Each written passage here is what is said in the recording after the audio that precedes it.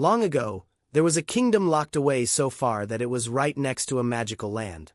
On this day, the king and queen were beyond happy because they had a beautiful baby daughter. Music! They announced a huge celebration and invited all the fairies from the magical land to the naming ceremony so they could shower the princess with their blessings. Oh, I can't wait for all the fairies to arrive and see what they wish for my dear child. Maybe eternal wealth or a magic potion. She was absolutely beautiful. Maybe even had some kind of magical powers. Proud parents threw a huge, stunning ceremony and named the princess Diana.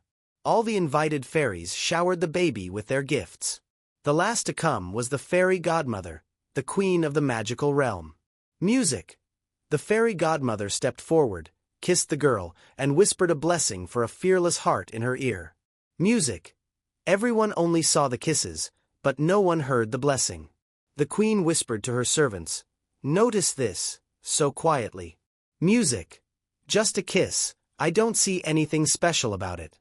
It's not that big of a gift, right? And that godfather heard all this. She took the queen's insult with dignity and decided it was time to teach a little lesson to those who cared more about gifts than respecting their guests. Music! Since my last gift wasn't liked or understood, here's another. You will marry the prince with a carefree heart. The king and queen froze and panicked because they thought. A prince with a carefree heart means princes who had no light, no love, no kindness, no joy. They thought a prince with a carefree heart was a bad person. Carefree hearts. Never. What can we do against a curse? I am the king, and my daughter will be protected. The king created a big, beautiful garden full of sweet fruits, music, and surrounded it with walls so high that only the sun's rays could get through. Music. Hundreds of knights guarded the gates day and night, and in that tower the princess grew up. She really wanted to leave the garden and see the world beyond the high wall. She felt sad. Her heart barely knew any joy. She read fairy tales and got lost in stories of faraway lands. But what she loved most was the story of Rapunzel, who was locked up in a tower just like her. Applause. How many times have we told you that you can't leave this tower? Music. My poor Diana, you're an enemy of the years, Mom. How do we know it was a curse? You know fairies often speak in riddles to be followed, but we don't. We can be sure that a prince with a carefree heart is definitely a bad person. Music. What else could that mean? Diana. I don't know, but I refuse to assume something's bad just because I don't understand it. Father. And why should I keep you locked up just because some prince has an unusual heart? Enough. Diana. You can't even put the dishes on the table properly.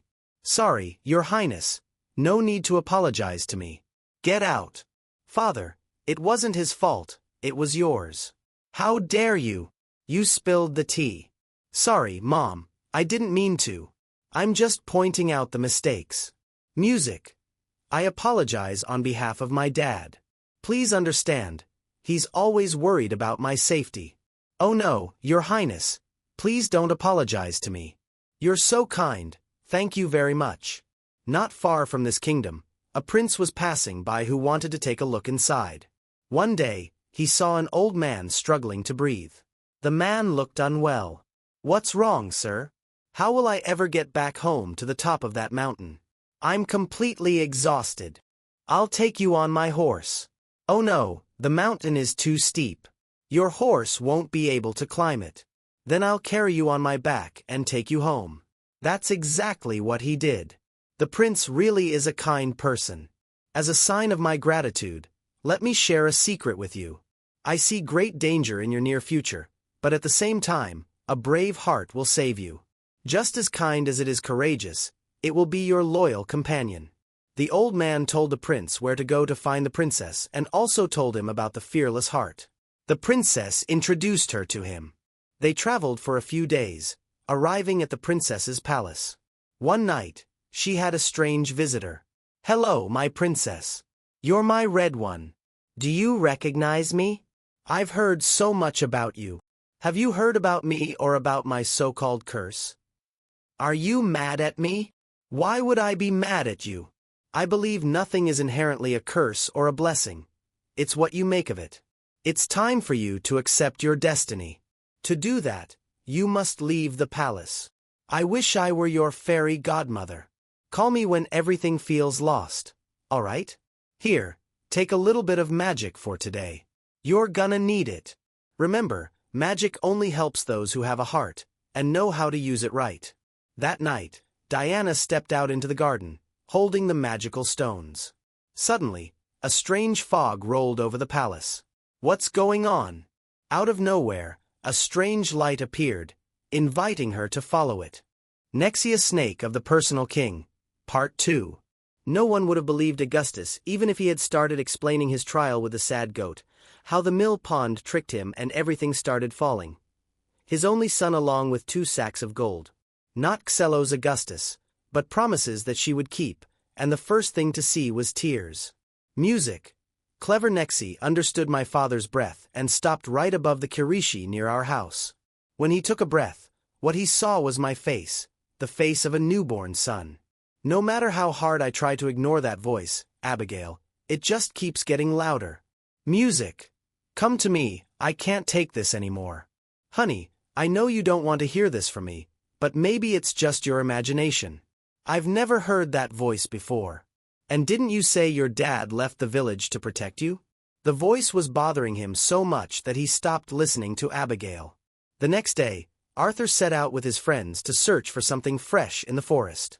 I wanted to make something refreshing and thought that maybe friends playing Blitz will distract them from that voice, and the video was right.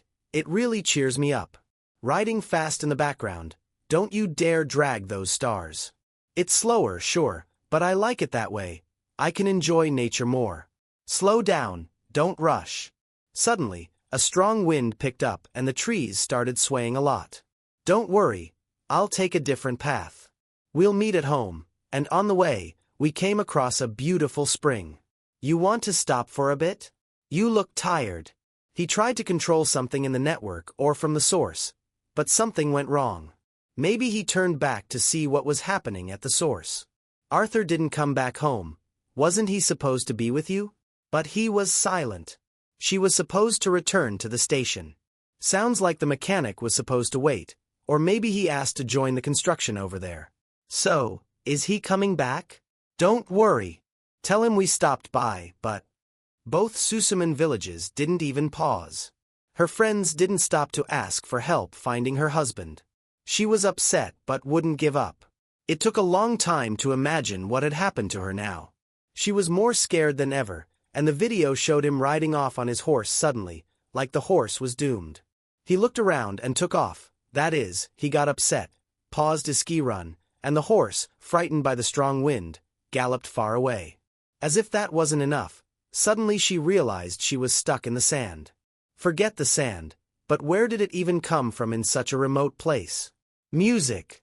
Help. But it was dark, and there was no way to see him. I didn't notice anyone approaching her. Be proud, and what's that? Music. Why are you sitting like that? He ran up holding a spear in his mouth. He threw her down and got offended silently. She was surprised. How could Zizu be so smart? She grabbed one end of the rope, Aziz pulled it out, and Lena shouted, "Ah, thank you so much." Where's Arthur? What? Am I talking to a horse or what? But to her surprise, Aziz seemed to understand what the angel was feeling. She pictured Zizu bowing and gesturing for Gale to climb onto his back. She was obviously hesitant, but she trusted Aziz, and they headed into the dark forest. Life, where are you taking me? Applause. Music. Applause. Hey dear, how's the journey going? I was looking for the missing person.